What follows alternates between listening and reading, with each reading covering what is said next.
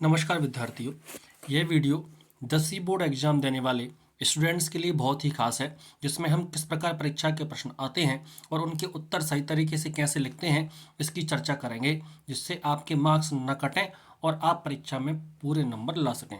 तो ये वीडियो आप ज़रूर देखें। ये पिछले वर्ष का कक्षा 10वीं क्लास का पेपर है। ये देखिए, हाई स्कूल मुख्य परीक्षा 2022, हाई स्कूल एग्जामिनेशन मैन 2022। तो आप देखिए कि ये 3 घंटे का पेपर था, 80 नंबर का आता है। सेक्शन ए जिसमें दिया गया है, पहला क्वेश्चन जो है वो read the following passage carefully and answer the questions given below. तो इस प्रकार का पैसेज आपको आता है और आपको उत्तर इस प्रकार से देना पड़ता है। क्वेश्चन 1 2 3 4 5 आपको देना। तो इसके आंसर आप किस प्रकार से देंगे ये मैं आपको बताऊंगा बोर्ड एग्जाम की कॉपी से। तो आप देखें, तो ये देखिए बोर्ड एग्जाम की कॉपी है। सेक्शन ए लिखा हुआ है, सेक्शन ए था, सेक्शन ए लिखा हुआ है। Question number 1 read and answer passage. ये देखिए इस तरह से आपको लिखना है। आप इसका स्क्रीनशॉट ले सकते हैं। ये उसने आंसर लिख के 1 2 3 4 5 उसने क्वेश्चन के आंसर दिए हैं। ठीक है, ये पहला क्वेश्चन हो गया। अब है दूसरा question, read the following passage carefully and answer the questions given. अब आपको एक पैसेज दिया जाएगा, इसके भी आपको आंसर्स देना है। तो ये भी आंसर देखें आपको किस प्रकार। ये देखिए क्वेश्चन नंबर 2 पैसेज लिखना है, आंसर्स लिखना है। क्वेश्चन नंबर उसका 1 2 3 4 और ये 5, ये आपको आंसर इस प्रकार से दे देना है। क्वेश्चन नंबर दूसरा है, read the passage carefully and answer the following questions.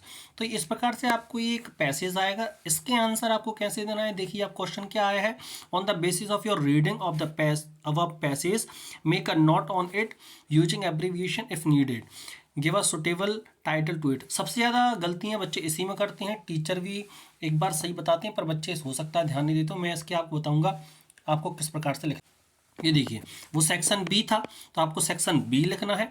Question number 3 लिखना है और रीड एंड आंसर पैसेज, ये आंसर पैसेज लिखना है। फिर आंसर ऑफ क्वेश्चन नंबर 3 एक मैंने देखा बच्चे क्या करते हैं, क्वेश्चन नंबर का आंसर जो आपको नहीं लिखना है, ऐसे नहीं लिखा जाता। हिंदी कुछ इंग्लिश व्हाट्सअप मैसेज ऐसा नहीं करना। अपन को क्या लिखना है, आंसर ऑफ क्वेश्चन नंबर 3, इस प्रकार से आपको लिखना। और देखिए उसने कैसे लिखा है, 1 गेम्स एंड स्पोर्ट्स, फिर 1.1 1 का 1.1 1.2 फिर 2 फिर 2.1 2.2 फिर 3 3.1 3.2 3.3 3.4 फिर 4 5, इस प्रकार से आपको आंसर्स देना है। फिर स्मार्ट एंड एक्टिव करके स्मार्ट एक्टिव किया है इसने।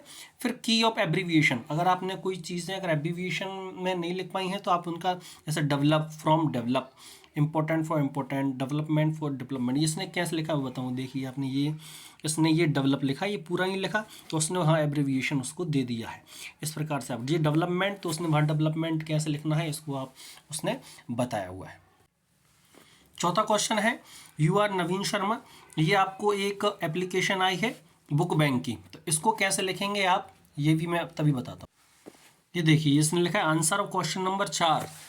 क्वेश्चन नंबर 4 का आंसर नहीं लिखना है, आंसर ऑफ क्वेश्चन नंबर 4 लिखना है। इसने उसका घर का एड्रेस दे दिया ऊपर। फिर to the principal government higher secondary school Rewa. अब बच्चे क्या करते हैं, सब्जेक्ट की SUB लिखते हैं। SUB नहीं लिखना आपको, SUB JECT पूरा ही लिखना है बिल्कुल।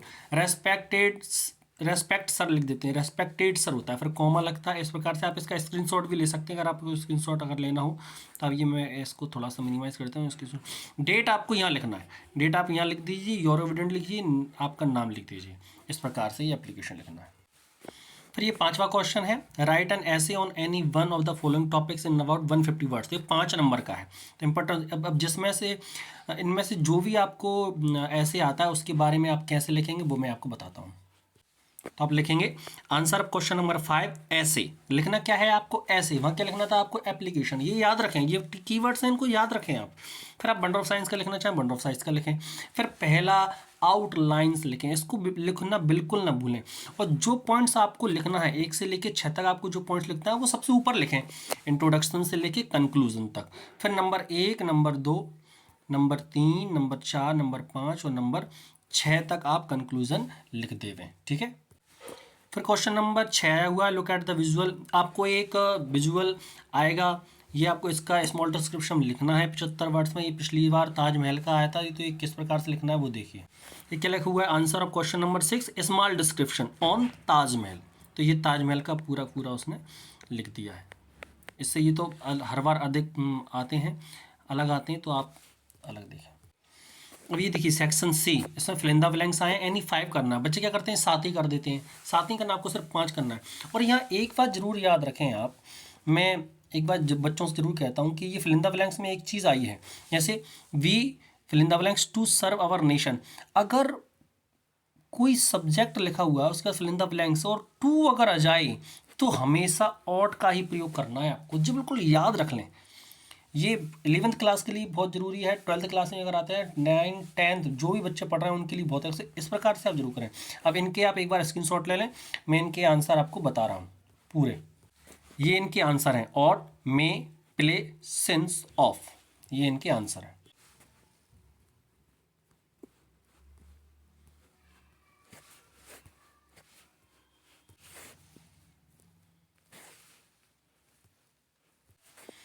फिर ये देखिए, ये section number D, section D आया है, नाइन्थ आया है।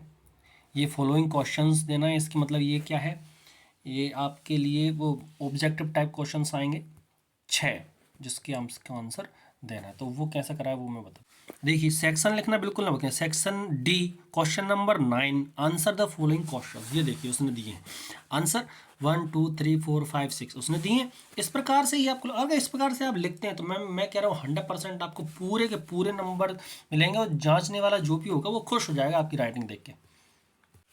अब ये आया है extract, read the extract carefully and answer the questions given below it. इस प्रकार के आपको एक्सट्रैक्ट किसी भी प्रोज से आएंगे, ये प्रोज का सेक्शन है। और आपके लिए फुल नेम ऑफ ब्राउन सी क्या है, नंबर ऑफ रूम्स क्या थे, हु वेंट होम अलोन कौन था, तो ये आपको आएंगे। इनके आंसर आपको किस प्रकार देना है ये देख लीजिए।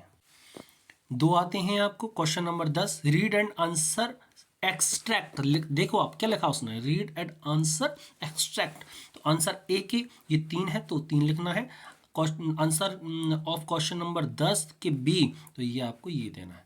ऐसे ही क्वेश्चन नंबर 11 में क्वेश्चन आंसर आएंगे, उनके आंसर यहाँ से जाने, answer the following questions. Answer of question number 11 का 1, फिर 11 का तीसरा उसने दिया हुआ है, फिर 11 का 4th इसने दिया हुआ है, 11th का 6 इसने दिया हुआ है, 11th का 7th इसने दिया हुआ है, फिर 8 इसने दिया हुआ है। ऐसे ही क्वेश्चन नंबर 12 के आंसर द फॉलोइंग क्वेश्चंस ये दिए गए हैं। देखिए आप इस प्रकार से आपको पूरे के पूरे आंसर, पहले क्वेश्चन नंबर फिर उसका आंसर फिर आंसर, ये आप चलते रहिए। अगर इस प्रकार से आप पेपर में लिखते हैं तो पूरे के पूरे मार्क्स मिलेंगे। सही तरीका है ये लिखने का, नहीं तो आपके नंबर कटेंगे। मेरा सभी विद्यार्थियों से निवेदन है कि इसको पूरा देखें, और पूरा देखेंगे तभी आपको पूरे नंबर मिलेंगे। प्लीज़ मेरे चैनल को सब्सक्राइब करें, मैं आपके लिए बहुत ही इंपॉर्टेंट न्यूज़ लेके आता हूँ। प्लीज़ चैनल को सब्सक्राइब और लाइक जरूर करें, और जो भी डाउट आपके मन में है कृपया मुझे ज़रूर बताएं। धन्यवाद।